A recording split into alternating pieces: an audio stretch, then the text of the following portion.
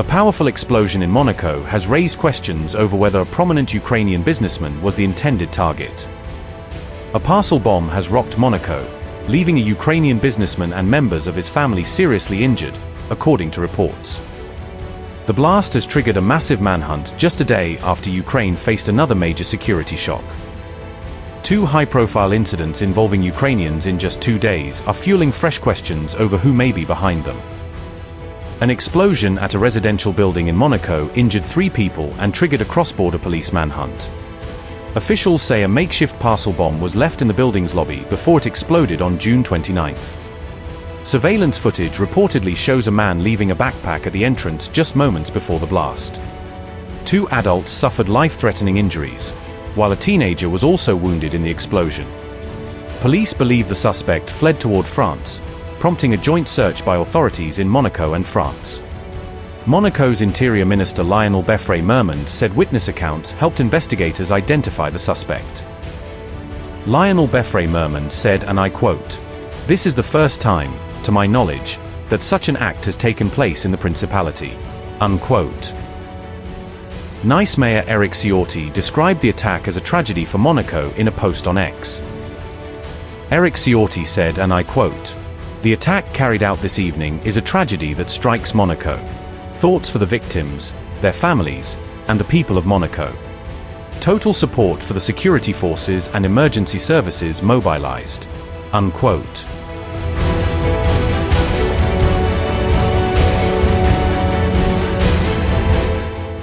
French and Ukrainian media have identified one of the injured as Ukrainian businessman Vadym Yermolaiev.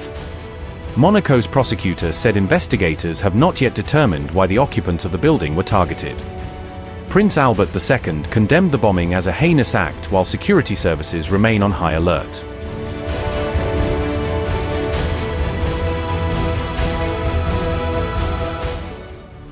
The Ukrainian military is facing fresh uncertainty, adding to the challenges confronting the country's armed forces as the war continues. Colonel Vladimir Kononikov, commander of Ukraine's 154th Separate Mechanized Brigade, was found dead, according to Ukrainian authorities. Police said the officer was discovered with a gunshot wound, although officials have not publicly disclosed the circumstances surrounding the incident. Ukraine's Operational Command South first announced Kononikov's death on June 28, expressing condolences without providing detailed information. The Ukrainian military initially said preliminary findings showed no signs of external violence, offering few details about the case. However, police later confirmed that the colonel had sustained a gunshot wound, prompting further scrutiny of the incident. According to reports, Ukrainian authorities have opened a murder investigation as investigators work to determine the cause and circumstances of his death. Officials have not released additional information, and the circumstances surrounding the colonel's death remain unclear. Kononikov was appointed commander of the 154th Separate Mechanized Brigade last year after serving in other military leadership roles. The brigade, established in September 2023, has participated in combat operations in the Kharkiv region and the Donbass during the ongoing war. According to reports, the unit has also been involved in operations around the strategically important areas of Pokrovsk and Kupiansk. The death of a senior field commander comes at a time when intense fighting continues across Ukraine's front lines, with both sides engaged in sustained military operations.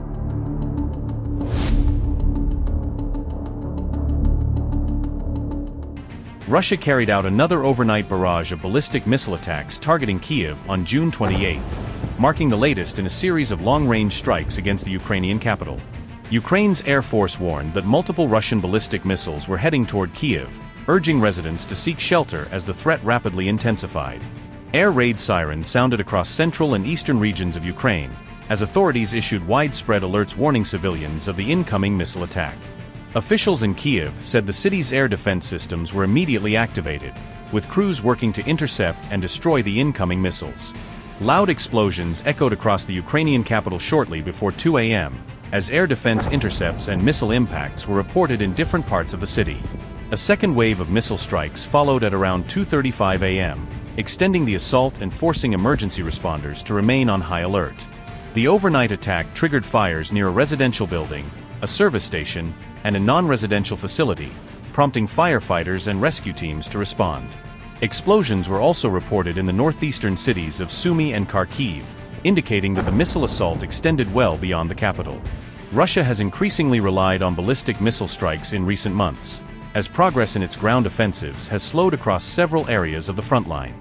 Ukraine continues to depend heavily on US-supplied Patriot air defense systems, which remain among its most effective tools for intercepting advanced ballistic missile threats.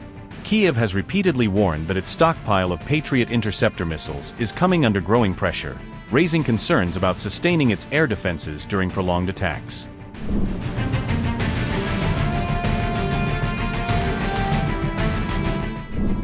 Ukraine reportedly responded with a long-range drone strike targeting an oil refinery in Russia's Krasnodar region, continuing its campaign against Moscow's energy infrastructure. Videos circulating on social media appear to show large flames and thick smoke rising from the Slavyansk oil refinery following the reported overnight attack. Russian authorities said the blaze was caused by falling drone debris after air defenses intercepted the incoming drones, according to local reports. Officials did not immediately disclose the full extent of the damage, and it remained unclear whether refinery operations had been significantly affected. Kiev has intensified attacks on Russian oil and gas facilities in recent months, aiming to disrupt energy supplies that help finance and sustain Moscow's war effort. Earlier this week, Ukrainian drones also reportedly struck oil refineries in Russia's Bashkortostan region, expanding the range of attacks deep inside Russian territory. Repeated strikes on energy infrastructure have reportedly contributed to growing fuel shortages in parts of Russia, placing additional pressure on domestic supplies. According to reports, more than 20 Russian regions have introduced restrictions on fuel sales as authorities attempt to manage supplies amid continued disruptions.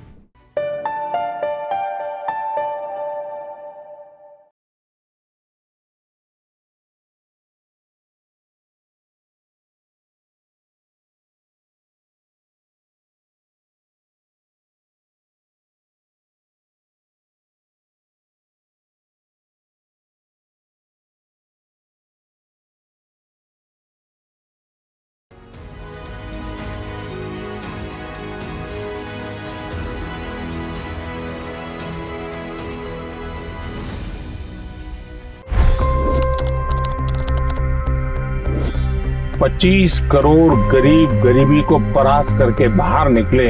For the good of our nation, let's work together and let's truly make America great again. The fastest news breaks. Requested PM saying that look, you will have to speak to Putin and to Zelensky. The biggest news makers. The relationship with India is probably the most important bilateral relationship the US will have for the rest of this century. The capital delivered quite an election result today. Expert analysis. The million-dollar question today is how to stop this dance of death. Ground reports. I'm standing at the crossroad of the Kumbh Mela. Behind me are more than 100 entry ghats. Long-form interviews. Exclusionary politics is reflected in Manipur case as well. You don't bother because this is a small state. Deep dive into burning issues. It's often said DRC could be the richest country in the whole world. It's because of what sits underneath. Why exactly did the US topple the Sheikh Hasina government? HT videos. We don't just break news, we break it down.